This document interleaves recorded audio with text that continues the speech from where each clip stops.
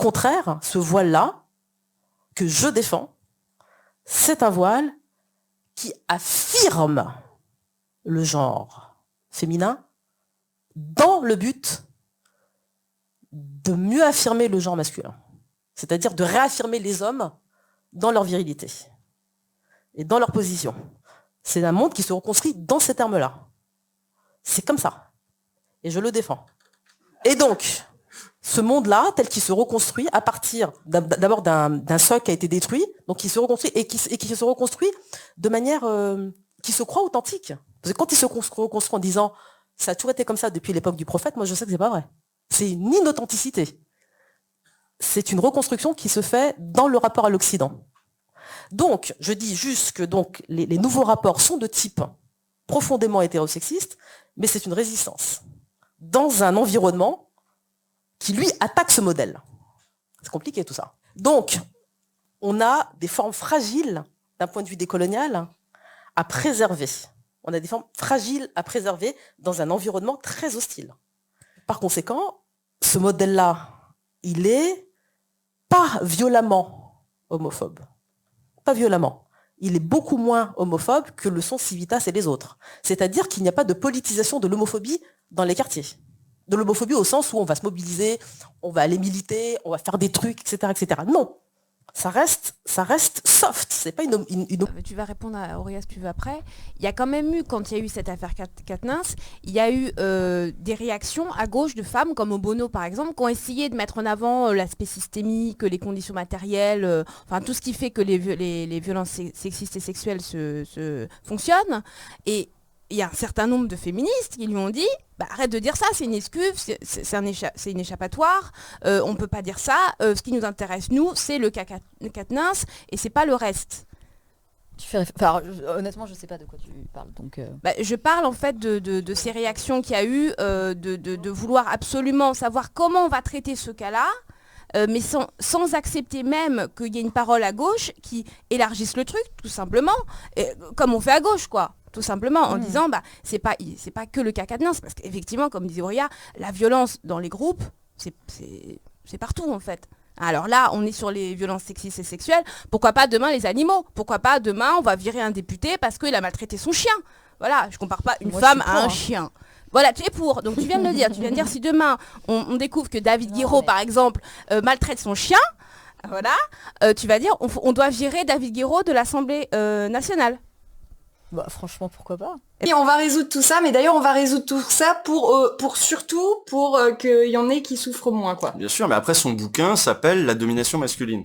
C'est un des aspects de la domination masculine, de dire pour dominer, il y a un apprentissage, il y a un coût, il y a un machin. Et il en parle en tant que sociologue, il observe. C'est pas un tract, son truc, c'est pas un tract. Bien sûr. C'est jamais prescriptif de toute façon, Bourdieu, c'est pas voilà. Le live de Maudit sur les ouvriers qui veulent pas mettre les protections, bien sûr. Il y a des je sais plus, j'avais vu un truc aussi sur des bûcherons pareil qui mettaient aussi des points de virilité dans le fait de prendre des risques. De prendre des risques. Oui, mais et on se tue sur la route comme des débiles. En général, c'est ça. Mais il n'y a pas de souci à en parler parce qu'à un moment donné, il faut adresser ces trucs-là. Si t'adresses pas ces trucs-là, si tu une classe de parasites, parce que pour moi c'est des parasites. On a une classe de parasites qui nous brouille, qui participe au brouillage général de l'analyse qu'on devrait avoir sur ces questions-là. Alors, au lieu de dire tous, autant qu'on est, disons qu'on est féministe. C'est notre point de départ. Notre point de départ, c'est pas d'aller soutenir les Iraniennes parce qu'elles prennent les risques qu'elles doivent prendre. Elles sont contre un État qui les opprime, donc elles font ce qu'elles ont à faire avec une partie du peuple. Donc ça, c'est leurs affaires.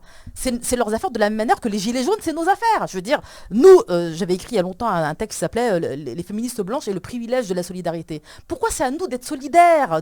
Ils se démerdent, ils sont grands et vaccinés, ils luttent, c'est très bien, il n'y a pas de problème. Par contre, nous, si on veut vraiment participer et faire quelque chose de concret, eh bien, c'est de demander la levée de l'embargo, parce que l'embargo, ça